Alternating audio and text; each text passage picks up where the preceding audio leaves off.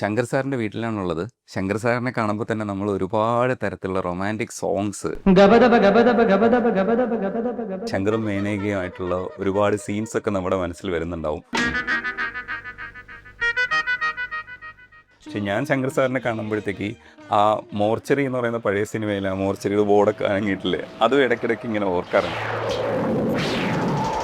ഈ റൊമാൻറ്റിക് പാട്ടുകൾ ഇപ്പോൾ നനഞ്ഞു നേരിയ പട്ടുറുമാലൊക്കെ ഓർക്കുമ്പോൾ തന്നെ അത് ഓർക്കാറുണ്ട്. സാറ് സംവിധാനം ചെയ്യുന്നൊരു സിനിമ എറിക് വരാനിരിക്കുന്ന സിനിമയും ഹൊറർ സിനിമയാണെന്നാണ് കേൾക്കുന്നത്. ഒരു ഹൊറർ ത്രില്ലർ മാതിരിയുള്ളൊരു സിനിമയാണ്. ആ. ഹൊറർ എലിമെന്റ്സ് ഉണ്ട് ആ സിനിമയിൽ. ഈ കുടുംബം സാറിന്റെ എവിടെയാണെന്ന് എല്ലാവരും അന്വേഷിക്കാൻ ശ്രമിക്കുന്നുണ്ട്. എൻ്റെ വൈഫ് UK-ലാണ്. ഉം. ചിത്രലക്ഷ്മി എന്നാണ് പേര്. ഉം. ഡാൻസ് സ്കൂളുകളാണ്. ഓ. കുറെ ഡാൻസ് സ്കൂളുകളുണ്ട്, കുറെ കുട്ടികൾ പഠിക്കുന്നുണ്ട്. ആ. 10-25 വർഷമായിട്ട് ഇപ്പൊ അതിന്റെ 25th ഇയർ വരികയാണ്. ഓ. 25ാം വാർഷികം ആഘോഷിക്കാൻ പോവാണ്. അപ്പൊ ഈ കൊച്ചിയിലെ ഈ വീട്ടിലപ്പോൾ ആരൊക്കെ ഉള്ളത്? ഇപ്പൊ ആരുമില്ല. സാറ് മാത്രം? ഹോളിഡേയ്സ് വരുമ്പോ എല്ലാരും ഇവിടെ വരും. ആ. അപ്പൊ ഞാൻ വന്നും പോയിക്കൊണ്ടിരിക്കുകയാണല്ലോ. ആ. വരുമ്പോ ഒക്കെ ഇവിടെ താമസിക്കും. അത് കഴിയുമ്പോൾ ഞാൻ തിരിച്ചു പോകും. ഉം. ഞാൻ അടുത്ത് പോകും, പോയിട്ട് പിന്നെയും വരും. അപ്പൊ അങ്ങനെയാണ് ഉം. ഓടിക്കൊണ്ടിരിക്കുന്നത്. കുട്ടികള്? കുട്ടികൾ ഒരു മോള് ആ. അമേരിക്കയിലാണ്. ആ. നന്നായിട്ട് പോകുന്നു കാര്യങ്ങൾ. എല്ലാ കാര്യം. ആ, ശരി. നമുക്കിരുന്ന് സംസാരിക്കാം. ഓ ശരി, ഓക്കെ. സാറിനെ ഇപ്പോഴും ഓർക്കുന്ന ഒരുപാട് കാര്യങ്ങളുണ്ട്. എൻ്റെ തലയ്ക്കകത്തൂടെ ഒത്തിരി കാര്യങ്ങൾ നമ്മൾ റീവാച്ച് ചെയ്യുന്ന ഒരുപാട് പാട്ടുകൾ. നനഞ്ഞു നേരിയ പട്ടുമാൽ, പിന്നെ സുഖമോ ദേവി, സുഖമോ ദേവി അതിൽ തന്നെ ശ്രീലതികകൾ, ശ്രീലതികകൾ തളിരണിഞ്ഞു. അങ്ങനെ ഒത്തിരി ഒത്തിരി പാട്ടുകളിലെ റൊമാൻറ്റിക് ഹീറോ ആണ്. അത് എൻ്റെ ഒരു ഭാഗ്യമാണ്. അതെ. ഞാൻ എൻ്റെ തുടക്കം അങ്ങനെയായിരുന്നല്ലോ. ഒരു വലിയരാഗം എന്ന് പറയുന്ന സിനിമയിൽ 6 ഗാനങ്ങളുണ്ടായിരുന്നു. ഉം. 6ഉം സൂപ്പർ ഹിറ്റ് ആയിരുന്നു ആ സമയത്ത്. പിന്നെ മഞ്ഞിലെറിഞ്ഞ പൂക്കൾ വന്നു, അതിലും സൂപ്പർ ഹിറ്റ് ഗാനങ്ങളായിരുന്നു. അപ്പോൾ അങ്ങനെ ഒരു ഭാഗ്യം എനിക്ക് കിട്ടിയത്. ഒരുപാട് നല്ല നല്ല ഗാനങ്ങളിൽ അഭിനയിക്കാനുള്ള. അതുകൊണ്ടായിരിക്കണം ആൾക്കാർ ഇന്നും നമ്മളെ കാണുമ്പോൾ ഇത്തരം ഗാനങ്ങളൊക്കെ, സൂപ്പർ ഹിറ്റ് ഗാനങ്ങളൊക്കെ ഇന്നും TV-യിലും ഒക്കെ വന്നുകൊണ്ടിരിക്കുകയല്ലേ. അപ്പം അത് നമുക്ക് ഒരുപാട് ഗുണം ചെയ്യുന്നുണ്ട്. ഈ തമിഴിലും മലയാളത്തിലും ഒക്കെ ഈ സ്റ്റേജിൽ പാടുന്ന റൊമാൻറ്റിക് ആയിട്ടുള്ള ഹീറോ അത് പല ചിത്രത്തിലും വന്നു കഴിഞ്ഞു. വാസമില്ല മലരിത് ശ്രീലതികകൾ തളിരണിഞ്ഞു. ദേവദാരു പൂത്തു ശരൽകാല സന്ധ്യ കുളിർത്തൂകി. അതേപോലെ ശങ്കറും മേനകയും കൂടെയുള്ള ഒരുപാട് പടങ്ങളിൽ നിങ്ങൾ ചിലപ്പോൾ സംസാരിച്ച് നടക്കുന്നതായിരിക്കും ഒരു പാട്ട്, മനോഹരമായിട്ടുള്ള പാട്ടായിരിക്കും. പക്ഷേ ഇത് ഒരുപാട് ഒരുപാട് പാട്ടുകളുണ്ട്. ഒരുപാട് പാട്ടുകൾ അതേ മാതൃകയിലുണ്ട്. ചന്ദനക്കുറിയുമായി സുഹൃതവനിയിൽ നനഞ്ഞ നേരിയ പട്ടുരു അനുമാസക്കാറ്റേ ശ്രുതിലയ മധുരം സുരഭില. ഒരു പാട്ട് എന്ന് പറഞ്ഞാൽ ഒരു ദിവസമാണ്. ആ. ഈ ഒരു ദിവസം കൊണ്ട് തീർക്കണം. അപ്പോൾ ആ ഒരു ദിവസം കൊണ്ട് നമുക്ക് ഒരുപാട് മൂവ്മെന്റും കാര്യങ്ങളും ഉണ്ട്. കുറെ പടങ്ങൾ അങ്ങനെയും ചെയ്തിട്ടുണ്ട്. പക്ഷെ അധികവും ഇങ്ങനെ നടന്നു വരുന്നതും കാണുന്നതും എത്തിപ്പിടിക്കുന്നതും ഇതൊക്കെ ആയിരിക്കുമല്ലോ. അപ്പൊ അതൊക്കെയാണല്ലോ പെട്ടെന്ന് തീർത്തെടുത്ത് വിടാൻ പറ്റുള്ളൂ.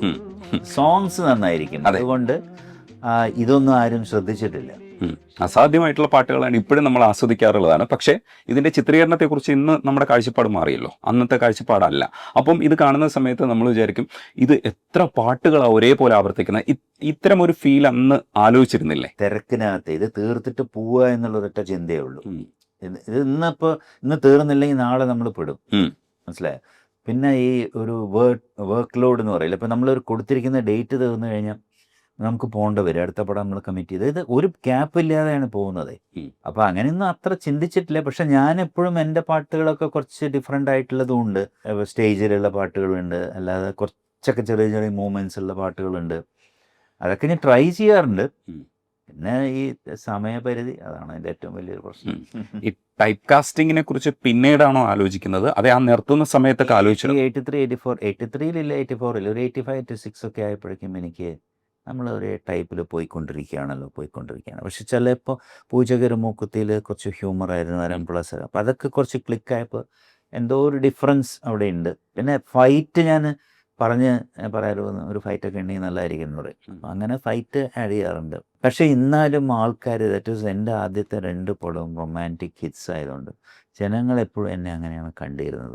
Romantic hero. ഇപ്പോഴും അതാ ഞാൻ പറഞ്ഞു.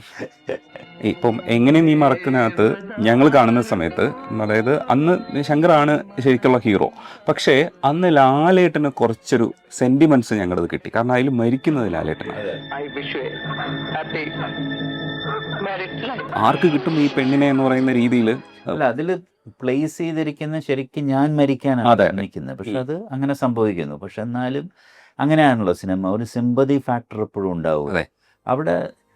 നമ്മൾ പറഞ്ഞു, because Lal as an actor, ഞാൻ എപ്പോഴും എല്ലാവരുടെ അടുത്തും പറയാറുണ്ട്, ലാൽ ആസ് ആൻ ആക്ടർ അദ്ദേഹം ഒരു ജീനിയസ് തന്നെയാണ്. ഇപ്പോൾ ലാൽ ഒരു സിനിമ അന്നും ഡിഫറെൻ്റായിട്ട് പ്ലേ ചെയ്യും. നെഗറ്റീവ് ക്യാരക്ടേഴ്സിൽ നിന്ന് കോമഡിയിലേക്ക് കയറി വന്നു, സീരിയസ് റോളുകളിലേക്ക് കയറി വന്നു.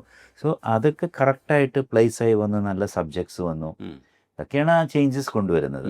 നമുക്ക് ഒരു ഒറ്റയടിക്കാണ് നമ്മുടെ ഇപ്പോൾ ഒരു ചാർട്ട് മുകളിലോട്ട് കയറിപ്പോയത്. ഡിഫറൻസസ് ഇത് ഇങ്ങനെ പതുക്കെ കയറി കയറി കയറി കയറി ടോപ്പിലേക്ക് പോയി. നമ്മൾ ഒരു ദിവസം കൊണ്ടാണ് സ്റ്റാർ ആയത്. ആ കഥാപാത്രം ശരിക്കും ലാലേട്ടനെ സംബന്ധിച്ചിടത്തോളം കുറച്ചുകൂടി ഒരു ട്വിസ്റ്റ് കൊടുത്തില്ലേ? അത് ഒരു കുറച്ച് ആൾക്കാരിലേക്ക്, പ്രേക്ഷകരിലേക്ക് അങ്ങനെ ഒരു ഗ്രിപ്പ് അടിക്കാൻ പറ്റിയിട്ടില്ല. ഉണ്ടാവും, ബിക്കോസ് ഒരു മോമെൻ്റ് ആണല്ലോ ആ സിനിമയിൽ. ആ മോമെൻറ്റിൽ മരിക്കുന്ന ആളാരാണോ അവിടെ ഒരു സിമ്പതി ഫാക്ടർ ഷുവറായിട്ട് വർക്കൗട്ട് ആവും. അതിനുശേഷം ഇതേമാതിരി തന്നെ പ്രിയൻ വേറൊരു പടം ചെയ്തു. അവസാനം ഞാൻ മരിക്കും, ഒന്നാനാം കുന്നിൽ ഒരടിക്കൊണ്ട്. അതിലങ്ങനെയായിരുന്നു. പക്ഷെ ആ പടം സക്സസ് ആയില്ല. അതാണ് സക്സസ്, ഒരു ഫാക്ടർ ഉണ്ടല്ലോ. ഒരു സിനിമ സക്സസ് ആവുക, അപ്പം എങ്ങനെ ഇനി മറക്കും, സൂപ്പർ ഡൂപ്പർ ഹിറ്റായി. അതിലെ പാട്ടുകളൊക്കെ ഇന്ന് ഞാൻ അവിടെ ചെല്ലുമ്പോഴും, ഏത് സ്റ്റേജിൽ ചെല്ലുമ്പോഴും ശരത്കാല സന്ധ്യയും ദേവദാരുവും പാടാത്ത സ്റ്റേജുകളില്ല. ഇല്ല, ഇപ്പോഴും പാടുന്നുണ്ട്. കഥ ഇന്നുവരെ എന്ന് പറയുന്ന സിനിമയിൽ ഉപയോഗിച്ചിട്ടുണ്ട് ദേവദാരു. റിയാലിറ്റി ഷോസിലൊക്കെ ഇപ്പോഴും പാടുന്ന പാട്ടുകളിലൊന്നാണ് ദേവദാരു. ചില ഒരു 8-10 പാട്ടുണ്ട് അങ്ങനെ. ഒന്ന് മഞ്ഞിലെറിഞ്ഞ പൂക്കളുടെ പാട്ട്, ഓഫ് കോഴ്സ്. ചിലർ വാസമില്ല മലറിത് പാടാറുണ്ട്. പിന്നെ ഈ സുമോ ദേവിയിലെ 2 പാട്ട് എപ്പോഴും എല്ലായിടത്തും പാടുന്നതാണ്. ദേവദാരു പൂത്ത്, ശരത്കാല സന്ധ്യ, ചന്ദനക്കുറിയുമായ. ശരൽകാല സന്ധ്യ ചന്ദനക്കുറിയുമായി സുഹൃതവനിയിൽ. അത് അസാധ്യ പാട്ടാണ്, ചന്ദനക്കുളിരുമായി. ഓളങ്ങൾ താളം തെല്ലുമ്പോൾ അതൊക്കെ എല്ലാവരും സ്റ്റേജുകളിലൊക്കെ പാടും. പക്ഷെ അതല്ലാതെ എൻ്റെ ഒരുപാട് നല്ല, ബിക്കോസ് ഇത്രയും സോങ്ങുകളുടെ ഇടയിൽ ഒരു പെട്ടുപോയ നല്ല നല്ല പാട്ടുകളുണ്ട്. പ്രത്യേകിച്ച് അരോമ മണീശ്യാം, ചുനക്കര രാമൻകുട്ടി, അവരുടെ ആ ടീമിൻ്റെ പാട്ടുകൾ ഒരുപാട് ഇനി നല്ല പാട്ടുകൾ കിടക്കുന്നുണ്ട്. ഈ നമ്മളിപ്പോഴും ഈ റിയാലിറ്റി ഷോസിൽ ഇപ്പോഴും കാണുന്ന പാട്ടാണ് നനഞ്ഞു നേരിയ. അത് എൻ്റെ മോങ്ങൾ പോണിഞ്ഞാലും നല്ല പാട്ടുകൾ, നനഞ്ഞ നേരെ. പിന്നെ ആഷാഢ മേഘങ്ങൾ, അത് നല്ല പാട്ടാണ്. ഒരുപാട് എത്രയോ സിനിമകളിൽ അന്ന് ദാസേട്ടനാണല്ലോ പാടുന്നത്.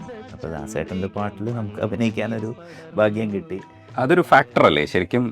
ശങ്കർ എന്ന് പറഞ്ഞ റൊമാൻറ്റിക് ഹീറോയെ ഉണ്ടാക്കിയതിൽ ഈ പാട്ടുകൾക്കും ദാസാറിന്റെ ശബ്ദത്തിൽ വാച്ച് ചെയ്യുന്നൊരു കാര്യം എന്താ അറിയോ, ദാസേട്ടൻ നമുക്ക് വേണ്ടി വോയിസ് മാറ്റുന്നുണ്ടോ എന്ന് പോലും സംശയം തോന്നാറ്. ആ ഫീല്, ആ ഒരു ഭയങ്കര ബേസ് ഒന്നും ഇല്ലാതെ ആർട്ടിസ്റ്റിനെ മനസ്സിലാക്കി പാടിയിട്ടുണ്ട്. അല്ല, ഞാൻ പറയുന്നത് ഇന്നും ആളുകൾ, ഞാൻ എവിടെ ചെല്ലുമ്പോഴും പിള്ളേർ പോലും വന്ന് നമ്മുടെ അടുത്ത് പാട്ടുകളെ കുറിച്ച് പറയാറുണ്ട്. രണ്ടാമത് അവരെപ്പോഴും മെൻഷൻ ചെയ്യുന്ന ഒരു സിനിമ ഇത് സുഗമോ ദേവിയാണ്. ഇപ്പോഴും കാണുന്നുണ്ട് ആൾക്കാർ. ഇപ്പോഴാണ് കൂടുതൽ ആൾക്കാർ ആ സിനിമ ഇഷ്ടപ്പെടുന്നത്. ബിക്കോസ് ആ കാലഘട്ടത്തിൽ അത് കുറച്ചും കൂടി മുമ്പോട്ടുള്ള സിനിമയായിരുന്നു. ബിക്കോസ് അത് അങ്ങനെ ഒരു സ്റ്റോറിയാണല്ലോ. സ്വന്തം ഫ്രണ്ടിന് വേണ്ടി, മരിച്ചുപോയ ഫ്രണ്ടിന്റെ ലവറെ കണ്ടെത്തി അവരെ കല്യാണം കഴിക്കുകയല്ലേ ലാസ്റ്റിൽ. ശങ്കർ സാർ മുമ്പേ നടന്ന ഒരു സാധ്യതയായിരുന്നു കിഴക്കുണരും പക്ഷി. ഇന്നായിരുന്നെങ്കിൽ ഒരു പക്ഷേ അത്തരം ഒരു റോള് ചൂസ് ചെയ്യുന്നതിന് അപ്രീസിയേഷൻ കിട്ടുമായിരുന്നു. തീർച്ചയായിട്ടും കിട്ടും. ബിക്കോസ് ഇന്ന് ആളുകളുടെ മൈൻഡ് സെറ്റൊക്കെ കുറേ മാറിയിട്ടുണ്ട്. അന്നൊരു ഭയങ്കര എന്താ പറയുന്നത്, ബ്ലൈൻഡ് ഫാൻസ് ആയിരുന്നു അവർ. ബ്ലൈൻഡായിരുന്നു അവരുടെ നമ്മളോടുള്ള ആ ഒരു സ്നേഹം. അത്രയ്ക്കും അവർ അങ്ങനത്തെ സിനിമകളാണല്ലോ, അതാണ് എൻ്റെ റീസൺ. പക്ഷെ ഇപ്പോൾ കുറേയൊക്കെ അതൊക്കെ മാറി. ഇപ്പോൾ ആർക്ക് വേണമെങ്കിൽ എന്തും ചെയ്യാം, നെഗറ്റിവിറ്റിയിലേക്ക് പോവാം എന്ന് ഞാൻ ഫീൽ ചെയ്യുന്നു. അങ്ങനെയാണെന്നുള്ളത്. ബിക്കോസ് ആൾക്കാർ കൂടുതലും കഥയും ആ ഒരു സിനിമയായിട്ടാണ് കാണുന്നത്. അന്ന് സിനിമയായിട്ട് കണ്ടിട്ടില്ല എന്നല്ല ഞാൻ പറയുന്നത്. പക്ഷെ അന്ന് കുറേ കൂടി ആൾക്കാർ അറ്റാച്ച്ഡ് ആയിരുന്നു ഇതിനോട്. അറ്റാച്ച്മെന്റിനെ കുറിച്ച് പറയുമ്പോൾ മുകേഷ് ഏട്ടൻ പറഞ്ഞേക്കുന്നത് ശരിക്കും നിഷ്കളങ്കനായതുകൊണ്ടാണ് ഒരുപക്ഷെ പുറന്തള്ളപ്പെട്ടത്, ഇല്ലെങ്കിൽ ഈ തരത്തിലുള്ളൊരു സിനിമകൾ തുടർച്ച ഉണ്ടാവാതെ പോയത്. കുറച്ചുകൂടെ ബുദ്ധിപരമായി കാണണമായിരുന്നു, കുറച്ചുകൂടെ ബുദ്ധി പ്രയോഗിക്കണമായിരുന്നു എന്നുള്ളതാണ് അവരുടെയൊക്കെ ഒരു. അത് ശരിയായിരിക്കാം. ബിക്കോസ് ഞാൻ ഒരിക്കലും ഞാൻ പറയില്ല, ഞാൻ ആദ്യത്തെ പടം വന്നപ്പോൾ തന്നെ അത് 365 ദിവസം ഓടി. മഞ്ഞിലെറിഞ്ഞ പൂക്കൾ, അതും സൂപ്പർ ഹിറ്റ്. അപ്പം നമുക്ക് ഒരിക്കലും സിനിമേനെ അങ്ങനെ കാണാൻ സാധിച്ചിട്ടില്ല. വരുന്ന സിനിമകൾ നല്ല ഡയറക്ടേഴ്സിൻ്റെ സിനിമകൾ അത് ചെയ്യുക പോവുക എന്നല്ലാതെ എൻ്റെ അപ്പുറത്തേക്ക് കയറി ചിന്തിച്ച് നമ്മൾ എന്തുകൊണ്ട് അത് ചെയ്തില്ല, ഇത് ചെയ്തില്ല, നമുക്ക് ഇങ്ങനെ ഒരു കഥ ചെയ്യാം, ഇങ്ങനെ അതൊന്നും ഞാൻ ചിന്തിക്കാറില്ല. ബിക്കോസ് അത് എൻ്റെ മൈൻഡിൽ പോയിട്ടില്ല. നമുക്കൊരു നല്ല ടൈം ഓടിക്കൊണ്ടിരിക്കുന്നു, ആ ഓട്ടത്തിൽ ഞാനും പോകുന്നു. അപ്പോൾ മേ ബി പിന്നീട് നമ്മൾ ചിന്തിച്ച് നോക്കുമ്പോൾ ഇപ്പോഴും ഞാൻ പലപ്പോഴും ആലോചിക്കാറുണ്ട്, നമുക്ക് അങ്ങനെ ചെയ്യായിരുന്നു, ഇങ്ങനെ ചെയ്യായിരുന്നു. അപ്പം ഞാൻ പ്രൊഡ്യൂസ് ചെയ്തൊരു സിനിമയുണ്ട്, ചേക്കേറാന്നില്ല, എൻ്റെ ബ്രദർ ഞാനും ചേർന്ന്, എൻ്റെ ഒരു കസിനും കൂടി ചേർന്നിട്ട് പടം ഓടി.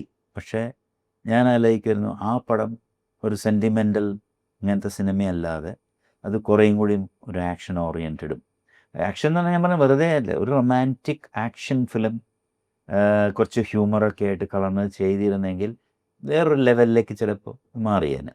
അപ്പോൾ അങ്ങനെയൊക്കെ നമ്മൾ ചിന്തിക്കാറുണ്ട്, പക്ഷെ അതിലൊന്നും കാര്യമില്ല. Because we have cross that.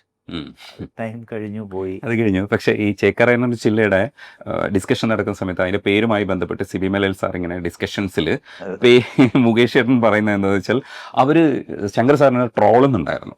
പക്ഷെ അത് മനസ്സിലാക്കാനുള്ള ബുദ്ധി പ്രയോഗിക്കാതെ ഇതൊക്കെ വിശ്വസിക്കുകയാണ്. ഇവർ പറയുന്ന പേരുകളിലൊക്കെ ആദ്യപ്പെടുക, ഇല്ലെങ്കിൽ അങ്ങനെ ഒരു ശങ്കർ സാറിനെ വെച്ചാൽ ഞങ്ങൾക്ക് ഞാൻ ഈ പടം ചെയ്യുന്ന സമയത്ത് ഞാൻ വേണുചേട്ടൻ്റെ അവിടെ മുടി വേണുചേട്ടൻ്റെ ഒരുമാതിരി കുറേ സിനിമകൾ ചെയ്തുകൊണ്ടിരിക്കുകയും ആ സിനിമയിൽ ഞങ്ങളുണ്ടാവും. എൻ്റെ മോൾ പൊഴഞ്ഞു, പൂച്ചയ്ക്കൊരു മൂക്കുത്തി, അയൽവാസി ദരിദ്രവാസി, ഓടുതമ്മ വളറിയാൻ, അങ്ങനെ കണ്ടിന്യൂസ് ആയിട്ട് വേണുചേട്ടൻ്റെ കൂടെ സിനിമകൾ ചെയ്തു.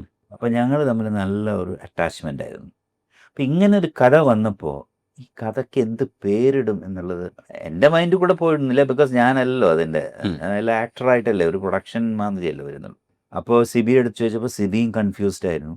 അപ്പോൾ ഞാൻ പറഞ്ഞു, എന്നാൽ നമുക്ക് വേണുചേട്ടനെടുത്ത് ചോദിക്കാം. അങ്ങനെ പോരൂർ എന്ന് പറഞ്ഞ സ്ഥലത്ത് പോയിട്ട് വേണുചേട്ടനെ പോയി കണ്ട്, ഞാനും എൻ്റെ ബ്രദറും പോയി കണ്ട് അങ്ങനെ ചോദിച്ചു, ഇതാണ് കഥ, ആ കഥ എനിക്കറിയാമെന്നു പറയാമെന്ന് പറഞ്ഞു. കുറച്ച് നേരം ഞങ്ങൾ അവിടെ ഇരുന്ന് ഇങ്ങനെ സംസാരിച്ചൊക്കെ ഇരുന്ന് ചായയൊക്കെ കുടിച്ച് അങ്ങനെയൊക്കെ ഇരുന്നപ്പോൾ പുള്ളി എൻ്റെ അടുത്ത് വന്നിട്ട് പറഞ്ഞു, ചേക്കേറാൻ ഒരു ചില്ല, ചേക്കേറാൻ ഒരു, അന്ന് വേറെ ടൈപ്പ് പേരല്ലേ ഇത്. അപ്പം ഞാൻ പറഞ്ഞു, ഇത് ചേക്കേറാൻ ഒരു ചില്ല, കുറേ 10 പ്രാവശ്യം ചേക്കേറാൻ ഒരു ചില്ല എന്നൊക്കെ പറഞ്ഞു. എൻ്റെ ബ്രദറിനും എനിക്ക് ഞങ്ങളൊക്കെ കുറേ ചെന്നൈയിലും തമിഴ്നാട്ടിലൊക്കെ ആയിരുന്നല്ലോ. അപ്പം നമുക്ക് ഈ മലയാളം എന്ന് പറയുന്ന ഭാഷ ഡെപ്തിലേക്ക് പോകാൻ പറ്റില്ല, സംസാരിക്കുന്നല്ലാതെ വീട്ടിൽ കുറേ നമുക്ക് അതിനെപ്പറ്റി നോളജ് ഉണ്ടായിരുന്നില്ല, മീനിങ് ഒന്നും. എന്തായാലും ചേക്കേറാൻ ചെല്ലാൻ ചോദിച്ചപ്പോൾ അതിൻ്റെ അർത്ഥം പറഞ്ഞു തന്നു. എന്നാൽ കാറിൽ കയറി കുറേ ദൂരം വന്നപ്പോൾ പേര് മറന്നു. അന്ന് മൊബൈലൊന്നും ഇല്ല വിളിച്ച് ചോദിക്കാൻ. ഇവിടെ വന്നിട്ട് സിബിയുടെ അടുത്ത് പറഞ്ഞു, സിബി എനിക്കൊന്നും മനസ്സിലാകുന്നു, പേരെന്തോ പറഞ്ഞു, ചില്ലയോ എന്തോ എന്നൊക്കെ പറഞ്ഞു. അത് കഴിഞ്ഞ് വേണുചേട്ടൻ വൈകിട്ട് റൂമിൽ വന്നപ്പോൾ വീണ്ടും ചോദിച്ചപ്പോൾ ഈ പേര് പറഞ്ഞു. അതിനെ പിന്നെ അറിയാലോ, അത് മുകേഷന്റെ ഒരു ഹ്യൂമർ ഉണ്ടല്ലോ, ഹ്യൂമർ സെൻസ്. പക്ഷെ ഒരു നിഷ്കളങ്കനായിരുന്നു ശങ്കർ സാർ. ഞാൻ അങ്ങനെ ബിഹേവ് ചെയ്യാറുള്ളൂ. ബിക്കോസ് ഞാൻ അന്നും അതെ, ഇന്നും അതെ, എപ്പോഴും അതെ. എനിക്ക് അതിൻ്റെ അപ്പുറത്തേക്ക് അറിയില്ല. ബിക്കോസ് ഞാൻ എപ്പോഴും ഒരു ഒറ്റ ഇതിൽ പോകുന്ന ആളാണ്. ഈ 2 സിനിമ ഇത്രയും വലിയ സക്സസ് ആയപ്പോഴും അതിനുശേഷം എത്രയോ സിനിമകൾ സക്സസ് ആയപ്പോഴും ആ ഒരു ഇതിൽ തന്നെ ഞാൻ നിന്നിട്ടുള്ളൂ. ഞാൻ അങ്ങനെ വിശ്വസിക്കുന്ന ഒരാളാണ്. അതിനപ്പുറത്തേക്കൊരു ജാട ഇടാൻ നിന്നില്ല. എന്തിനാ? ഈ ശങ്കറും മേനകയും കല്യാണം കഴിച്ചു എന്ന് വിശ്വസിക്കുന്നവർ ഇപ്പോഴും ഉണ്ടാവാം. പലരും ഈ ചിലപ്പോൾ വായിച്ചിട്ടുണ്ടെന്നും ഉണ്ടാവില്ല. ഗോസിപ്സും ഇല്ലെങ്കിൽ അത്തരത്തിലുള്ള വാർത്തകളും ആഗ്രഹങ്ങളും ഒക്കെ ആയിരിക്കും ഉണ്ടാവുക. ഇപ്പോഴും ചിലരൊക്കെ വിശ്വസിക്കുന്നുണ്ടാവും ശങ്കറും മേനകയും കല്യാണം കഴിച്ചു എന്ന്. ഇന്നത്തെ കാലഘട്ടത്തിലാണെങ്കിൽ അത് അത്രയും വിശ്വസിക്കില്ല. പക്ഷെ അന്ന് ഈ സിനിമയോട് ആൾക്കാർക്കുള്ള ഒരു പാഷനും അവർക്കുള്ള ഒരു, ഞാൻ പറഞ്ഞില്ല, ആ ഒരു ലൈക്കിങ് ഉണ്ടല്ലോ. പിന്നെ കണ്ടിന്യൂസ് ഹിറ്റുകളല്ലേ കൊടുക്കുന്നത്. അത് എൻ്റെ മോഹങ്ങൾ പൂണിയോട്ട് തുടങ്ങി എങ്ങനെ നീ മറക്കും, മുത്തോട് മുത്ത്, ഇങ്ങനെ കുറേ സിനിമകൾ ഹിറ്റാവുമ്പോൾ ആൾക്കാർ ശരിക്കും അങ്ങനെ കാണാൻ തുടങ്ങി. അത് ഞാൻ പറഞ്ഞിട്ടുണ്ട് കുറേ. ഈവൻ എൻ്റെ വൈഫ് ഡോറ് തുറന്നപ്പോൾ ഒരാൾ എൻ്റെ അടുത്ത് ചോദിച്ചിട്ടുണ്ട്, മേനകയില്ലേ ചോദിച്ചിട്ടുണ്ട്. അത് അന്ന് അങ്ങനെയായിരുന്നു. പക്ഷെ അതിൻ്റെ അപ്പുറത്തേക്ക് ആൾക്കാർ അങ്ങനെയാണ് ചിന്തിച്ചത്. ഇപ്പോൾ കത്തുകൾ 100 കത്ത് വരും എനിക്ക്, ഒരു ദിവസം വരുന്ന കത്തിൻ്റെ കണക്കില്ല. അപ്പോൾ അതിലൊക്കെ നമ്മളൊരു ഫോട്ടോ വെച്ച് അപ്പം മിക്കവാറും എന്നാ മേനയെ കല്യാണം കഴിക്കുന്നതെന്നൊക്കെ ചോദിച്ചിട്ട് വരും. ഇതൊക്കെ നടന്നു. അത്ര കത്തുകളൊക്കെ വേറെ ആൾക്കാരല്ലേ, വേറെ ആൾക്കാരാണ്, നമ്മൾ ഉണ്ടാവില്ലല്ലോ. അതായത് വരുന്ന നമ്മുടെ അഡ്രസ്സ് നാട്ടിലെ അല്ല ചെന്നൈയിലെ അഡ്രസ്സിൽ, നമ്മൾ അന്ന് ചെന്നൈയിലാണല്ലോ എല്ലാവരും താമസിക്കുന്നത്. ഇന്ന് സിനിമ ചെന്നൈയിലായിരുന്നല്ലോ. അപ്പോൾ അവിടേക്കാണ് കത്ത് വരിക. പിന്നെ ഞാൻ കുറെ ഫോട്ടോസ് എടുത്ത് വെച്ച് കത്ത് വരില്ലേ, അയ്യോ ഒരു ചാക്കിലൊക്കെ വാരി കെട്ടി വെക്കണം. അങ്ങനെയായിരുന്നു. വരുമ്പോൾ പിന്നെ ഞാൻ പോകുമ്പോൾ എല്ലാം ഫോട്ടോസ് ഉണ്ട്, കുറേ ആയിരക്കണക്കിന് ഫോട്ടോസ്, ആയിരം എന്നല്ല ഒരു 500-600 ഫോട്ടോസൊക്കെ സൈൻ ചെയ്ത് കൊടുത്തിട്ട് പോകും. ഓ അപ്പോൾ അത് ഇവർ പോസ്റ്റ് ചെയ്യാറുണ്ട് കേട്ടോ. ഓ. അത് ഒരു ഞാൻ റെഗുലറായിട്ട് നമ്മൾ ചെയ്യുന്ന ഒരു കാര്യമാണ്. അന്നത്തെ ഒരു PR വർക്ക് എന്ന് പറയുന്നത് അതാണ്. അതൊക്കെ മെയിൻറ്റെയിൻ ചെയ്യേണ്ടത്. ഇന്നത്തെ PR വർക്ക് പോലെ ആയിരുന്നു. അന്നത്തെ ഇന്നാണെങ്കിൽ സോഷ്യൽ മീഡിയയിൽ ഈ ഒരു തലയിലാകെ ഇറങ്ങിയിട്ട് ചെന്നൈയിൽ ആൾക്കാർക്ക് എന്നെ അറിയാമെന്നുണ്ട്. ഞാൻ വില്ലേജ് ഒരു മനുഷ്യനും എന്നെ അറിയില്ലായിരുന്നു ഇറങ്ങി ഒരു മാസത്തിന് ആ സമയത്ത്. ബിക്കോസ് അവിടെ ഒന്നും സിനിമ എത്തിയിട്ടില്ല, അന്ന് സോഷ്യൽ മീഡിയ ഇല്ല. മനസ്സിലായി. ഇന്നാണെങ്കിൽ നമ്മൾ അടുത്ത ദിവസം നമ്മളെ അറിയും. മഞ്ഞിലുരിഞ്ഞ പൂക്കൾ റിലീസായി ഞാൻ നാട്ടിൽ വന്നിട്ട് എൻ്റെ വില്ലേജ് പോയപ്പോൾ ആൾക്കാർക്ക് എന്നെ അറിയില്ലായിരുന്നു. അത് ഇറങ്ങി ഹിറ്റായിട്ട് ഓടിക്കൊണ്ടിരിക്കുമ്പോൾ. പക്ഷെ പിന്നീട് ഒരു മാസം 2 മാസം കഴിയുമ്പോൾ ആൾക്കാർ പിന്നെ അങ്ങനെ ആ സിനിമ ഇറങ്ങി വരണല്ലോ, ഇറങ്ങി ഓരോ അന്ന് ABC എന്നൊക്കെ പറഞ്ഞ് ഇറങ്ങി വരുമ്പോൾ സമയമെടുക്കും. ഈ മേനക മാമിൻ്റെ അടുത്ത് ശരിക്കും ഒരു സിസ്റ്റർലി റിലേഷൻഷിപ്പാണ് ഉണ്ടായിരുന്നത്. പക്ഷെ നിങ്ങൾ ചെയ്തതൊക്കെ ഭയങ്കര റൊമാൻറ്റിക് ആയിട്ടുള്ള നമ്മളെല്ലാവരും സന്തോഷിപ്പിക്കുന്ന പ്രണയ ജോഡികളായിരുന്നു നിങ്ങൾ. അത് ഒരു ഭയങ്കര ഒരു പ്രൊഫഷണലിസമാണ്. അങ്ങനെ തന്നെ ഒരു ഫ്രണ്ടിന്റെ ഒരു അവസ്ഥയിലായിരുന്നോ അത് ശരിക്കും സിസ്റ്റർ എന്നുള്ള സങ്കല്പം തന്നെ ഉണ്ടായിരുന്നു? ആക്ച്വലി മേനക സുരേഷുമായിട്ട് എന്നെ കാണാൻ വന്നിട്ടാണ് സെറ്റിലാണല്ലോ സുരേഷുമായിട്ടൊക്കെ അടുക്കുന്നത്. അപ്പോൾ ആ സമയത്ത് മേനകയോട് എനിക്ക് അങ്ങനെ ഒരു എൻ്റെ ഫ്രണ്ടിൻ്റെ കല്യാണം കഴിക്കാൻ പോകുന്ന ഒരു കുട്ടി എന്നുള്ള ആ ഫീലിംഗ് ആയിരുന്നു. അപ്പം അങ്ങനെയാണ് ഞാൻ കണ്ടിരുന്നത്. അപ്പോൾ ഒരു സിസ്റ്റർ ആവാം, നല്ലൊരു ഫ്രണ്ട് ആവാം, എന്തുവേണി ആവാം. പക്ഷെ ഒരു സിസ്റ്റർലി അഫെക്ഷൻ. പക്ഷെ സിനിമ അതല്ലല്ലോ. അപ്പം നമ്മൾ സിനിമ, ആ കഥ, അതിൽ നമുക്ക് കിട്ടുന്ന ക്യാരക്ടർ, അത് നമ്മൾ ബിഹേവ് ചെയ്യുകയാണല്ലോ അവിടെ. നമ്മൾ ബിഹേവ് ചെയ്യുന്നു, അത്രയേ ഉള്ളൂ. ഒരു ക്യാമറ സ്റ്റാർട്ട് ആക്ഷൻ എന്ന് പറയുമ്പോൾ നമ്മൾ ആ സീൻ അഭിനയിക്കുന്നു. പിന്നെ ആ ഫിലിമിൻ്റെ സ്ക്രിപ്റ്റിങ്ങും ആ ഫിലിമിൻ്റെ ഇമ്പാക്റ്റുമാണ് നമ്മളെ ഒരു റൊമാൻറ്റിക് ജോഡികളാക്കുന്നത്. പക്ഷെ ഒരുപാട് ഫാൻസിന്റെ ഇടയിൽ നിന്ന് ഒരാളെ തന്നെ ആദ്യം കല്യാണം കഴിക്കുന്നുണ്ടായിരുന്നു. ഫാൻസിന്റെ ഇടയിൽ നിന്ന് നമ്മൾ അങ്ങനെ കല്യാണം കഴിക്കുമ്പോൾ കുറേ പ്രോബ്ലംസ് ഉണ്ടാവാൻ സാധ്യതയുണ്ട്. പക്ഷെ അന്ന് കുറച്ചുകൂടെ ചെറുപ്പമായിരുന്നതുകൊണ്ട് കൃത്യമായിട്ട് അതൊന്നും വിശകലനം ചെയ്യാതെ അത്രയും ഇഷ്ടം കണ്ടപ്പോൾ എങ്ങനെയായിരുന്നു അന്ന് പ്രോസസ്സ് ചെയ്തിരുന്ന ആ ഇഷ്ടത്തെ? അത് തുടക്കത്തിൽ അതൊരു ഇൻഫാക്ച്വേഷൻ മാതിരി വന്ന ഒരു സംഭവം. അതങ്ങനെ ഒരു മാരേജ് ഒന്നുമില്ല, അത് നമ്മളൊരു അണ്ടർസ്റ്റാൻഡിങ് ആയിരുന്നു. പക്ഷെ അത് കുറച്ച് കഴിഞ്ഞപ്പോൾ ഇതായിപ്പോയി, ഓട്ടോമാറ്റിക് ആയിട്ട് അത് ക്ലോസ് ആയിപ്പോയി. ഈ യൂട്യൂബിൽ പല പാട്ടുകളുടെ അടിയിൽ നോക്കിയാൽ മനസ്സിലാവും 2024 ഇന്ന മാസം ഈ പാട്ട് കാണുന്നവരുണ്ടോ എന്നൊക്കെ പറഞ്ഞിട്ട് ഈ പാട്ടുകളുടെ ഒക്കെ അടിയിലുണ്ട്. ഇപ്പൊ ചന്ദനക്കുറിയുമായി സുഹൃതവനിയും ഇപ്പോഴും ഞാൻ ആവർത്തിച്ച് കാണുന്ന പാട്ടുകളിലൊന്നാണ്. ഞാനൊരുട്ടം കാണിക്കാം. സർ ഇപ്പോഴ് എങ്ങനെയാണ് എക്സിസ്റ്റ് ചെയ്യുന്നത്, നമ്മുടെ നവമാധ്യമങ്ങളിൽ സോഷ്യൽ മീഡിയയിൽ എങ്ങനെയാണ് എക്സിസ്റ്റ് ചെയ്യുന്നത് എന്നുള്ള ഒരു ഉദാഹരണമാണ്, ഒരു ഡിസ്കഷനാണ്. സർ ഒന്ന് ജസ്റ്റ് ഒന്ന് വായിച്ചു നോക്കിയാൽ മതി. ഏറ്റവും കൂടുതൽ ആഘോഷിച്ച തുടരും സിനിമയിലെ വില്ലൻ പ്രകാശ് വർമ്മ വേഷമിട്ട ജോർജ് സാറ്, ആ വില്ലനായിട്ട് ശങ്കറിനെ വെച്ചാലോ എന്നുള്ള ഒരു തോട്ട് വെച്ചിട്ടുള്ള ഒരു ഡിസ്കഷനാണ്. ഇതിനെ തുടർന്നുള്ള കമന്റ്സ് ആണ് താഴെയുള്ളത്. ശരിക്കും ഇതൊരു ഭാഗ്യമല്ലേ? തീർച്ചയായിട്ടും. ഞാൻ പറഞ്ഞില്ലേ സുഗമോ ദേവി എന്ന സിനിമയിൽ, അപ്പോൾ ആ കാലഘട്ടത്തിൽ ഞാൻ ചെയ്തിരുന്ന റോളുകൾ എന്ന് പറയുന്ന റൊമാൻസ് അല്ലെങ്കിൽ നല്ല ഒരു പയ്യൻ, അങ്ങനെയുള്ള ക്യാരക്ടേഴ്സ് ആയിരുന്നു. ഓഫ് കോഴ്സ് ഹ്യൂമർ ഒരുപാട് അഭിനയിച്ചിട്ടുണ്ട്. അപ്പോൾ ഞാൻ എപ്പോഴും ഇങ്ങനെ ആലോചിക്കും നമുക്ക് എന്തെങ്കിലും വ്യത്യാസം. അപ്പോൾ നെഗറ്റീവ് റോള്, സത്യം പറഞ്ഞാൽ ഞാൻ സിനിമയിൽ വരുന്ന സമയത്ത്, അത് ഞാൻ ഫിലിം ഇൻസ്റ്റിറ്റ്യൂട്ടിൽ പഠിക്കുന്ന സമയത്ത് ഞാൻ പലരിടത്തും പറയുന്നു എനിക്ക് വില്ലനായിട്ട് അഭിനയിക്കണം. അതെന്താണെന്നറിയില്ല, അങ്ങനെ ഒരു തോട്ട് എനിക്കുണ്ടായിരുന്നു. അപ്പോൾ സുഗമോ ദേവി കഴിഞ്ഞപ്പോൾ പടം റിലീസായി പടം സൂപ്പർ ഹിറ്റായി, ഗാനങ്ങളൊക്കെ ഹിറ്റായി. അപ്പോൾ ഞാൻ ആ സിനിമ കണ്ടപ്പോൾ എനിക്ക് അന്ന് തോന്നി നമ്മളൊരു സ്റ്റൈലിൽ ഇങ്ങനെ പോയിക്കൊണ്ടിരിക്കുകയാണ്, നമുക്ക് എന്തെങ്കിലും ഒരു മാറ്റം വേണം. ബിക്കോസ് ആസ് എൻ ആക്ടർ, ഒരു ആക്ടർ എന്ന നിലയ്ക്ക്, നോട്ട് അതൊരു ഓഡിയൻസിനെ എനിക്കുണ്ടായിരുന്ന ഫോളോയിങ്സിന് ചിലപ്പോൾ എഗെയിൻസ്റ്റ് ആയിരിക്കും അത്. പക്ഷേ നമുക്കൊരു ആസ് എൻ ആക്ടർ എന്തെങ്കിലും പ്രൂവ് ചെയ്യണമെങ്കിൽ I should do something different. അപ്പോൾ അങ്ങനെയാണ് ഞാൻ വേണു നാഗവള്ളി പുള്ളി അദ്ദേഹത്തിൻ്റെ അടുത്ത് സംസാരിച്ചത്. അപ്പോൾ പുള്ളീൻ്റെ അടുത്ത് ഞാൻ പറഞ്ഞു എനിക്ക് അടുത്ത പടത്തിൽ ഞങ്ങളൊരു നെഗറ്റീവ് റോള് തരണം. അതുകൊണ്ട് നിന്നെ വെച്ച് നെഗറ്റീവ് റോള് ചെയ്യാനോ? ഞാൻ പറഞ്ഞു അല്ല, ഒന്ന് ട്രൈ ചെയ്യൂ, ഞാൻ റെഡിയാണെന്ന് പറഞ്ഞു. അങ്ങനെ ഒരു 2-3 ഇയേഴ്സ് കഴിഞ്ഞ് 87 മറ്റു വന്ന സിനിമ. അപ്പോൾ 90 ആ സമയത്ത് അദ്ദേഹം എന്നെ വിളിച്ചിട്ട് പറഞ്ഞു ഒരു വേഷം വരുന്നുണ്ട്. ഞാൻ സുരേഷ് കുമാറായിട്ട് സംസാരിച്ചു. സുരേഷ് അന്ന് മേനകയുടെ ഹസ്ബൻഡ്. ഞാൻ സംസാരിച്ചു. അപ്പോൾ ഞാൻ അങ്ങനെ പറഞ്ഞപ്പോൾ സുരേഷ് പറഞ്ഞു നന്നായിരിക്കും, അവനും അങ്ങനെ ഒരു ആഗ്രഹമുണ്ട്. ഞങ്ങൾക്ക് ഒരുപാട് സിനിമകൾ ചെയ്ത് അങ്ങനെയാണല്ലോ ഞങ്ങൾ വന്നത്. ഒരേ സമയത്ത് സുരേഷിൻ്റെ സിനിമകളായിരുന്നു ട്രിവാൻഡ്രത്ത് കുറേ നടന്നിരുന്നത്. എന്നിട്ട് പുള്ളി എന്നെ വിളിച്ചു, ഉം. കരുനാഗപ്പള്ളി വിളിച്ചിട്ട് പറഞ്ഞു ഇങ്ങനെയാണ് സംഭവം, നീ എപ്പോഴാണ് ട്രിവാൻഡ്രത്ത് വരുന്നത് ചോദിച്ചു. അപ്പോൾ ഞാൻ പറഞ്ഞു ഞാൻ 2-3 ദിവസത്തിനകത്ത് വരുന്നുണ്ട്, ഒരു പടത്തിൻ്റെ ആവശ്യത്തിന്. ഓക്കെ നമുക്ക് സംസാരിക്കാം. അങ്ങനെ ഞാൻ ഗീത് ഹോട്ടലിൽ വെച്ച് ഞങ്ങൾ മീറ്റ് ചെയ്തപ്പോൾ എൻ്റെ അടുത്ത് ഇങ്ങനെ സബ്ജക്റ്റ് വന്നു. എനിക്ക് ഭയങ്കര ഇഷ്ടമായി. അപ്പോൾ ആ ഒരു അദ്ദേഹം ആ ക്യാരക്ടറൈസേഷൻ, അതിൻ്റെ ഒപ്പം എൻ്റെ ആ ഒരു കോസ്റ്റ്യൂംസ് കാര്യങ്ങളൊക്കെ പുള്ളി ഡിസ്ക്രൈബ് ചെയ്തപ്പോൾ എനിക്ക് ഭയങ്കര ഇഷ്ടമായി. അപ്പോൾ ഞാൻ പറഞ്ഞു ഓക്കെ ഞാൻ റെഡിയാണ്, വേറെ ഒന്നും ഞാൻ പറയുന്നില്ല, റെഡിയാണ് പോകുന്നത്. അങ്ങനെയാണ് ആ സിനിമയിൽ. പക്ഷെ ആ സിനിമ നമ്മൾ പ്രതീക്ഷിച്ച മാതിരി വലിയൊരു സക്സസ്സിലേക്ക് പോയില്ല. അതിൻ്റെ കാരണം എന്താ, അതിൻ്റെ കുറച്ചും കൂടിയും ഒരു സ്ലോ വേർഷൻ ആയിരുന്നു എന്ന് എനിക്ക് അന്ന് ഫീൽ ചെയ്തിരുന്നു. നല്ല പാട്ടുകളൊക്കെ ഉണ്ട്. ഇത് വായിച്ചു കഴിഞ്ഞപ്പോൾ അത് കറക്റ്റാണ്. അപ്പം എനിക്ക് കിട്ടിയിരുന്നെങ്കിൽ അതിൻ്റെ ഏറ്റവും വലിയ ഭാഗ്യമായാണ്. ഓക്കെ ഞാനിപ്പോൾ അങ്ങനത്തെ ഒരു റോള് എക്സ്പെക്റ്റ് ചെയ്യുന്നുണ്ട്. ബിക്കോസ് എനിക്കറിയാം നമ്മൾ എന്തെങ്കിലും ഡിഫറെൻ്റ് ആയിട്ട് ചെയ്യുക. ഇനിയിപ്പോൾ ഞാൻ തിരിച്ച് ഒരു വേറെ ഒരു ഇതിലേക്കല്ല, ഇപ്പം നമ്മുടെ ഏജ് സംഭവം എല്ലാം കൺസിഡർ ചെയ്യുമ്പോൾ നമുക്കൊരു ചേഞ്ച് ആവശ്യമാണ്. അതിലേക്ക് വരണം. അതിനു മുമ്പ് ഈ കിഴക്കണൂരും പക്ഷി ഇറങ്ങുന്ന സമയം എന്ന് പറയുന്നത് ഒരുപക്ഷെ വേണുഗോപാലിയുടെ ഏറ്റവും പീക്ക് ടൈമാണ്. ലാൽസലാം ഇറങ്ങി, എ ഓട്ടോ ഇറങ്ങി, അതിനുശേഷം 91 ഈ ചിത്രം വരുന്നത്.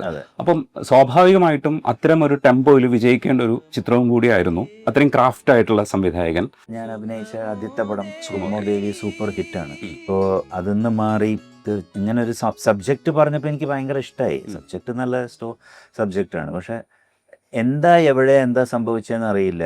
ഒരു സിനിമ ഞാൻ പറഞ്ഞില്ലേ എല്ലാം സ്ക്രീൻ പ്ലേയും കാര്യങ്ങളും, പക്ഷെ അതിന് നല്ല ഇനീഷ്യൽ പുള്ളിങ് ഉണ്ടായിരുന്നു. എന്നെ സംബന്ധിച്ചിടത്തോളം എൻ്റെ കാരിയറിൽ അത് കുറച്ചും കൂടിയും സക്സസ്ഫുൾ ആയിരുന്നെങ്കിൽ മേ ബി ഒരു ഡിഫറൻറ്റ് ശങ്കറിനെ നമുക്ക് കാണാമായിരുന്നു. പക്ഷെ അതിന് മുമ്പ് ഞാൻ തമിഴിൽ ഇതേമാതിരി ചേഞ്ച് ആയിട്ട് ഒരു തലരാഗത്തിൽ ഞാനൊരു സോഫ്റ്റ് ക്യാരക്ടറായിട്ടാണ് വരുന്നത്. നല്ല പയ്യൻ, പാട്ടൊക്കെ പാടി നടക്കുന്ന ഒരു പയ്യൻ, ഒരു ട്രാജിക് ലവ് സ്റ്റോറിയാണല്ലോ. ഇപ്പം ഞാനൊരു ഡയറക്ടറിനെ അപ്രോച്ച് ചെയ്തപ്പോൾ ഞാൻ പറഞ്ഞു എനിക്ക് നെഗറ്റീവായിട്ട് എന്തെങ്കിലും ചെയ്യണമെന്ന് ആഗ്രഹമുണ്ടാവും. അപ്പം അങ്ങനെ അദ്ദേഹം ചെയ്തൊരു പടമാണ് കാതലിന്നും നദീനിൽ. അതിൽ ഞാൻ ഹീറോ ആണ്, പക്ഷെ ഒരു നെഗറ്റീവ് സ്വഭാവമുള്ള ഹീറോ ആണ്. പിന്നീട് എൻ്റെലേക്ക് പോസിറ്റീവ് ആവുന്നതാണ്. അപ്പോഴാണ് സക്സസ്ഫുൾ ആയിരുന്നു തമിഴ്നാട്ടിൽ. അതേപോലെ പക്ഷെ അത് കഴിഞ്ഞിട്ട് വന്ന അഭിമന്യു സക്സസ് ആയിരുന്നു. വില്ലൻ ചെയ്തിട്ടും അത് ആൾക്കാരെ ഏറ്റെടുത്തു. അതെ. അപ്പം എവിടെയോ ഒരു വില്ലനിഷ് ക്യാരക്ടറിനെയൊക്കെ അക്സെപ്റ്റ് ചെയ്യാൻ മലയാളി തയ്യാറാണ്. പക്ഷെ വേറെ ഒരു കാര്യമുണ്ട്. അഭിമന്യു എന്ന് പറയുന്ന സിനിമ ഒരു കുറേയും കൂടി കമേഴ്ഷ്യൽ സിനിമയാണ്. മനസ്സിലായി? അതൊരു ബോംബെ ബേസ്ഡ് അണ്ടർവേൾഡ് കാര്യങ്ങൾ, അതൊക്കെ ജനങ്ങൾക്ക് ഇഷ്ടമാണ്. ഞെട്ടിയിരുന്നു കണ്ടു. ആ അത്തരം സിനിമകൾക്കൊരു സക്സസ് വരും. കിഴക്കണൂരും പക്ഷേ അങ്ങനെയല്ല. അത് ഗ്രാമത്തിൽ ഒരു ലവ് സ്റ്റോറി മാതിരി പോകുന്ന ഒരു സിനിമയാണ്. മേ ബി അതായിരിക്കണം അതിൻ്റെ ഡിഫറൻസ്. അഭിമന്യു റിലീസായിട്ടും ഇപ്പം ഞാൻ പറയില്ല, എനിക്ക് ഒരു ഓഡിയൻസ് ഉണ്ട് കേരളത്തിൽ. അപ്പോൾ ആ ഓഡിയൻസ് മോസ്റ്റ്ലി ലേഡീസാണ്. പിന്നെ ആണുങ്ങളും ഉണ്ട്. എന്നെ ഇഷ്ടപ്പെടുന്ന ഒരുപാട് നമുക്കൊക്കെ അന്ന് ലെറ്റേഴ്സ് വരുമായിരുന്നു. അതുകൊണ്ട് നമുക്കറിയാം നമുക്ക് ഒരുപാട് ഫാൻസ് ഉണ്ട്. പലർക്കും ഞാൻ കിഴക്കണൂരും പക്ഷിയിൽ ചെയ്ത് ഇഷ്ടപ്പെട്ടിട്ടില്ല. എന്താ വെച്ചാൽ അവർ പറയുന്ന ശങ്കറിനെ നമുക്കിങ്ങനെ കാണാൻ സാധിക്കില്ല, പ്രത്യേകിച്ച് ലേഡീസ് എന്ന് അപ്രിഷ്യേറ്റ് ചെയ്ത ഒരുപാട് പേരുണ്ട്. ഭയങ്കര രസമായിരിക്കുന്നു എന്നൊക്കെ പറഞ്ഞിട്ട്. അഭിമന്യുവിൽ പക്ഷെ അങ്ങനെ ഒരു ഫീലിംഗ് ഒന്നും ആർക്കും വന്നിട്ടില്ല. പക്ഷെ പിന്നീട് ശരി അഭിമന്യു സക്സസ് ആകുമ്പോൾ നമുക്ക് അതുപോലെ ഒരു വേഷം നമുക്ക് എക്സ്പെക്ട് ചെയ്യാം. ഒരു ഹീറോ ഓറിയൻറ്റഡ് നെഗറ്റീവ് ക്യാരക്ടർ അല്ലെങ്കിൽ അതുമാതിരി എന്തെങ്കിലുമൊക്കെ എക്സ്പെക്ട് ചെയ്യും. പക്ഷെ അത്തരം വേഷങ്ങൾ പിന്നെ എനിക്ക് വന്നില്ല. അതെന്താ അതിൻ്റെ കാരണം എന്ന് എനിക്കറിയില്ല. മേനക പറഞ്ഞത് ആ ബ്രേക്ക്, മേനകയെ സംബന്ധിച്ചിടത്തോളം മേനക വിലയിരുത്തുന്നത് എങ്ങനെയാണെന്ന് വെച്ചാൽ ആ ബ്രേക്കിൽ തിരിച്ചു വരുമ്പോൾ എടുത്ത രീതികൾ അത് തെറ്റായിപ്പോയി, ആ ചിന്തകൾ തോട്ട് തെറ്റായിപ്പോയി എന്നാണ് മേനക പറയാൻ ശ്രമിക്കുന്നത്. അപ്പം അത്രയും അടുത്ത് നിൽക്കുന്നവർക്ക് പോലും ആ സെൻസ് ഉണ്ടായിരുന്നു. അപ്പൊ സാറിന് എവിടെയായിരിക്കും അത്? അല്ല, ഞാൻ എന്താ പറയുക, ഒരു 80 തുടങ്ങി. 80 നമ്മൾ ഒരു സ്ലോ സ്റ്റാർട്ടിങ് ആയിരുന്നു. സിനിമയൊക്കെ വന്ന് 81 ആയപ്പോഴേക്കും 5-6 സിനിമകൾ, 82 ആയപ്പോഴേക്കും ഒരു 8-10 സിനിമകൾ, 83 തൊട്ട് അത് ഇൻക്രീസ് ചെയ്യാൻ തുടങ്ങി. 14-15 സിനിമയായി. 84, 85, 86 ഞാൻ 20, 25, 28 സിനിമകളിലൊക്കെ അഭിനയിച്ചു. അപ്പം ഇതെല്ലാം ഒരേ ടൈപ്പ് കഥാപാത്രങ്ങളാണ് മോസ്റ്റ്ലി. പിന്നെ കുറച്ച് പ്രിയദർശൻ്റെ സിനിമകളിൽ മാത്രമേ ഹ്യൂമർ ഉള്ളൂ. പക്ഷെ അവിടെയും ഒരു ലവ് എലിമെൻ്റ് ഉണ്ട്. അങ്ങനെ ചെയ്യുമ്പോൾ നമുക്ക് തന്നെ ഒരു മടുപ്പ് തോന്നും. Because too much of films, രാവിലെ എഴുന്നേറ്റ് പോവുക, ഷൂട്ടിങ് കാര്യങ്ങൾ. അപ്പോൾ അതൊന്ന് മാറി എന്തെങ്കിലും ചെയ്യണം എന്ന് എനിക്ക്. അപ്പം ഞാൻ കുറച്ച് പിന്നെ സ്ലോ ഡൗൺ ചെയ്തു. സുഗമോദേവിയൊക്കെ കഴിഞ്ഞപ്പോഴേക്കും ഞാൻ കുറച്ച് സിനിമകൾ കുറച്ചു. പിന്നെ തമിഴിലേക്ക് പോയി, വീണ്ടും തമിഴിലൊരു 7-8 പടം ചെയ്തു. അപ്പോൾ പറഞ്ഞതുപോലെ അപ്പോൾ എൻ്റെ മനസ്സിൽ ഡിഫറൻ്റായിട്ട് ചെയ്യണം എന്തെങ്കിലും, പിന്നെ കുറേയും കൂടിയും ആക്ഷൻ ഓറിയൻറ്റഡ് സിനിമകൾ ചെയ്യണം. ബിക്കോസ് ഞാൻ ആക്ഷൻ ചെയ്യുമായിരുന്നു. എൻ്റെ സിനിമകളിൽ ഫൈറ്റ് ഉണ്ടാവാറുണ്ട്. അപ്പോൾ പലരും എൻ്റെ ഫൈറ്റ് അപ്രിഷ്യേറ്റ് ചെയ്യാറുണ്ട്. അപ്പോൾ അങ്ങനെ ഒരു ആക്ഷൻ മൂവിയിലേക്ക് കൂടുതൽ വരണം എന്ന് പറഞ്ഞാൽ അങ്ങനെ ഞങ്ങൾ ബ്രേക്ക് ഇട്ടതിന് ശേഷം വീണ്ടും എനിക്ക് വരുന്ന സിനിമയായിരുന്നു സൂര്യവനം. അപ്പോൾ ഈ സൂര്യവനം ഒരു ആക്ഷൻ കാടും ഇതൊക്കെ ബേസ് ചെയ്തിട്ടുള്ള ഒരു ആക്ഷൻ ഓറിയൻറ്റഡ് സിനിമയായിരുന്നു. അപ്പോൾ അതിൻ്റെ സബ്ജക്റ്റ് എനിക്ക് ഇഷ്ടപ്പെട്ടു. ആ പടം തരക്കേടില്ലാതെ പോവുകയും ചെയ്തു. അതൊരു ഫ്ലോപ്പ് സിനിമയല്ല, കുറച്ച് നല്ല ഫൈറ്റും കാര്യങ്ങളൊക്കെ ഉണ്ടായിരുന്ന സിനിമയായിരുന്നു. പിന്നെ അതിനുശേഷം ഫയർ എന്ന് പറഞ്ഞ സിനിമ ചെയ്തു, ഭദ്ര. ഇതൊക്കെ ഡിഫറെൻ്റ് ആയിട്ട് നമ്മൾ ചെയ്യാൻ ശ്രമിക്കുന്നു. പക്ഷെ എവിടെയോ ഇവിടെ ഒരു സക്സസ് കാണുന്നില്ല എന്നുള്ളതാണ്.